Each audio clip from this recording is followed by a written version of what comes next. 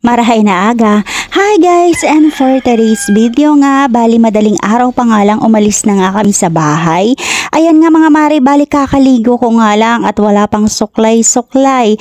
Ayan, dahil nga kami maaga sa ngayon at ang aking si Puso ay magmamadali at madami daw siyang tauhan. At pag alis nga namin ng bahay ay medyo madilim pa, ngunit pagdating nga namin sa San Pablo ay maliwanag na. At ayan na, ulan pa nga. Anyway mga mare, medyo hindi traffic ngayon at sapagkat nga ito'y medyo maambon. Ayan, ang bigla naman dumaan yung tren na pampagising. Mga mare, sa may gusto pala ng aking damit na kulay pulang, ayan, ilalagay ko na lang sa bio ko yung link.